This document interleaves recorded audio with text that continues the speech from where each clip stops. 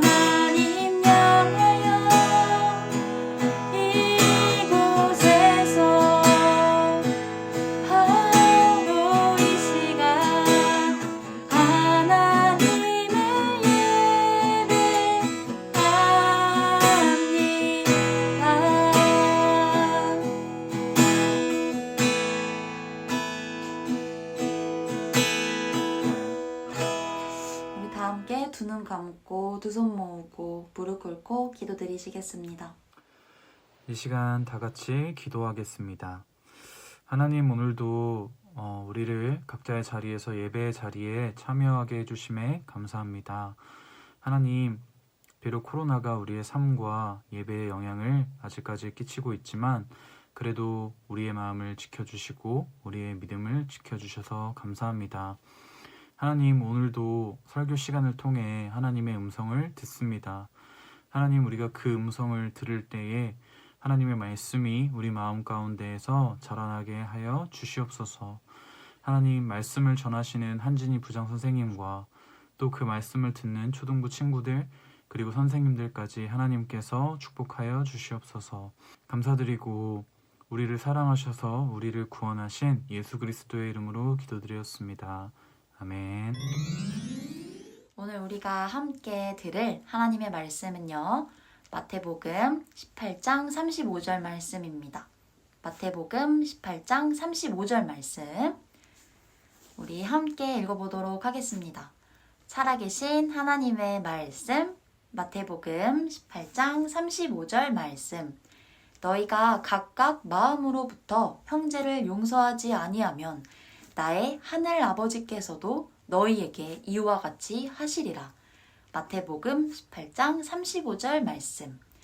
우리 다시 한번 읽어볼 텐데요. 어떤 말씀인지 생각하면서 다시 한번 읽어보도록 하겠습니다. 살아계신 하나님의 말씀, 마태복음 18장 35절 말씀. 너희가 각각 마음으로부터 형제를 용서하지 아니하면 나의 하늘 아버지께서도 너희에게 이와 같이 하시리라. 마태복음 18장 35절 말씀. 아멘. 자, 오늘의 말씀은 어떤 말씀일까요? 자, 우리가 말씀을 읽어보았는데요. 어려운 말이 없는 것 같아요. 우리 친구들도 다 이해를 했을 것 같은데 선생님이랑 함께 오늘의 말씀의 의미를 예수님께서 이 말씀을 왜 하셨는지 함께 들어보도록 하겠습니다. 예수님의 제자 중 베드로라고 하는 사람을 우리 친구들 잘 알고 있지요. 우리 베드로가 예수님에게 질문을 하나 했습니다. 어떤 질문을 했냐면요. 예수님, 친구가 저한테 잘못을 하면 몇 번이나 용서를 해줘야 합니까? 7번이면 되겠습니까? 하고 예수님께 질문을 했어요. 이때 당시 유대인의 선생님이었던 랍비들은요, 형제를 3번까지는 용서를 해주되 4번째부터는 용서를 하지 말라고 그렇게 가르쳤거든요. 그런데 베드로는 당시의 랍비들보다 훨씬 더 많은 7번을 이야기를 했으니 예수님께 칭찬을 받을 거라고 생각을 했어요.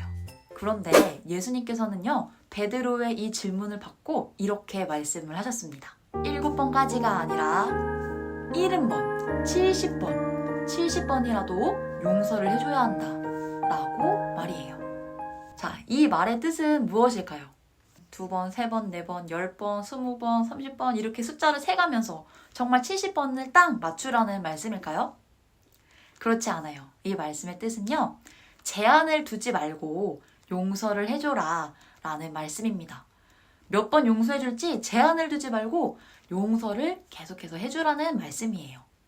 예수님께서는요, 베드로에게 이렇게 말씀을 하시고는 왜 우리가 다른 사람을 용서를 해야 하는지 한 가지 이야기를 들려주셨어요.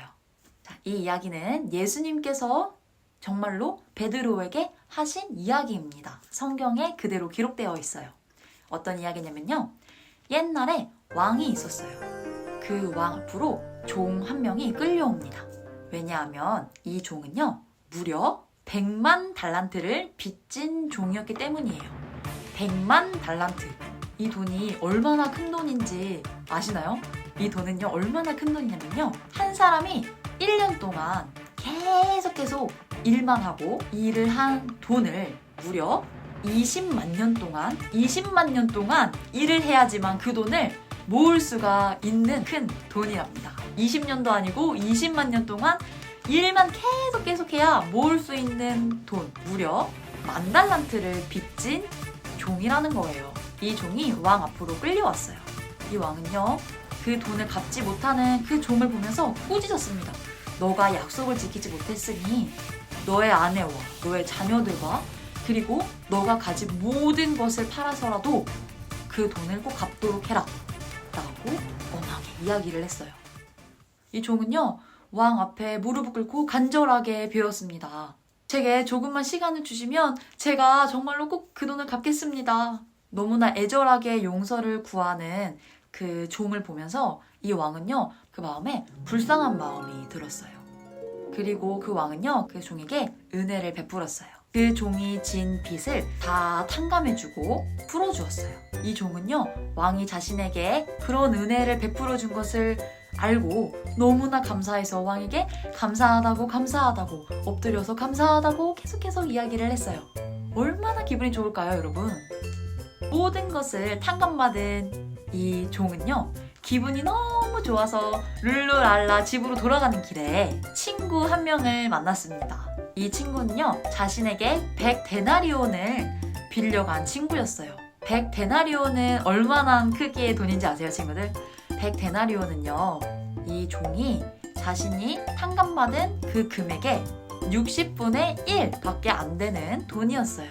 그런데 이 종은요, 그 친구에게 다가가서 멱살을 잡고는 나에게 빌린 돈을 어서 갚아야지. 왜 안 갚는 거야? 얼른 갚아. 하고 이야기를 하는 거예요.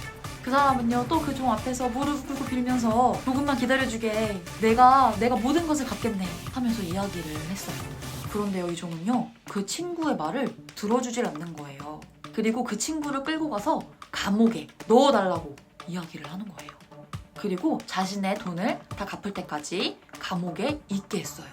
자, 이 모습을 본 다른 친구가요, 왕에게 가서 이 모습들을 자기가 본 그대로 이야기를 했어요. 그러자 이 왕은요, 그 종을 당장 다시 오라고 명했습니다. 그리고 다시 잡혀온 이 종에게 왕은 이렇게 얘기했어요. 이 악한 종아, 너가 나에게 빌기에 내가 너의 모든 빚을 없던 것으로 해주었다. 내가 너에게 자비를 베풀었던 것처럼 너도 내 친구에게 자비를 베푸는 것이 옳았다 하고 이야기를 했습니다. 그리고 이 왕은요, 이 종이 똑같이 자신의 돈을 다 갚기 전까지는 감옥에 있게 했습니다. 이 이야기는요, 예수님께서 베드로에게 해주신 말씀이에요. 이 이야기를 마치신 예수님께서는요, 우리가 오늘 읽었던 말씀처럼 이렇게 말씀하십니다. 같이 읽어볼게요. 마태복음 18장 35절 말씀. 이와 같이 너희가 형제를 마음으로부터 용서하지 않으면 하늘에 계신 내 아버지께서도 너희에게 이같이 하실 것이다. 다시 한번 읽어볼까요? 이와 같이 너희가 형제를 마음으로부터 용서하지 않는다면 하늘에 계신 내 아버지께서도 너희에게 이같이 하실 것이다 라고요. 자, 여러분, 우리들은요, 10,000달란트를 빚진 그 종처럼요, 우리의 죄를 스스로 우리의 힘으로 해결할 수 없는 우리는 그런 사람들입니다. 하나님의 용서하심이 없다면요, 우리는 절대로 그 죄를 해결할 수가 없어요. 그 죄를 해결할 수가 없으면요, 우리는 구원받지 못하고 영원한 형벌을 받아야 하는 그런 처지에 놓인 죄인들입니다. 하지만 하나님께서는요, 우리의 죄의 빚을 다 갚기 위해서 예수님께 우리의 죄를 다 짊어지게 하셨습니다. 그리고 예수님이 대신 우리의 죄에 대한 대가를 받게 하셨어요. 우리는 예수님으로 인해 우리가 지은 죄의 빚을 다 탕감받은 사람들입니다. 그렇기 때문에 내 주변에 있는 사람들, 가족들 혹은 친구들이 나에게 아주 자그마한 잘못을 지었을 때 우리가 받은 것처럼 똑같이 용서하는 사람이 되어야 된다는 거예요. 그게 바로 하나님을 믿는 자녀들의 모습이라는 거예요. 우리가 내 주변에 있는 사람들의 잘못을 용서하지 않는 것은요, 10,000달란트를 탕감받고도 100데나리온을 자신에게 꼭 간 자를 용서하지 못하고 감옥에 가둔 것처럼 악한 행동이 될 수 있다는 겁니다. 자, 오늘 말씀을 듣고 우리 친구들 어떤 생각을 하실 건가요? 우리가 잘못했을 때 우리는 하나님 앞에 회개 기도를 합니다. 그리고 하나님께 이렇게 말하죠. 하나님, 잘못했습니다. 용서해 주세요. 라고 이야기하죠. 하나님께서는요, 우리가 우리의 죄를 하나님 앞에 자백할 때 하나님은 용서해 주십니다. 우리도 그렇게 용서를 받은 사람들인데 내 옆에 친구, 내 옆에 가족 또는 내 주변에 많은 사람들, 다양하게 있겠죠. 그 사람들이 나에게 잘못하는 것은 조금도 용서해 주려고 하지 않는 모습이 있다면 친구들, 우리 그 마음을 바꾸기를 바랍니다.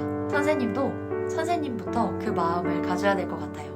우리 친구들, 이 시간 함께 생각했으면 좋겠습니다.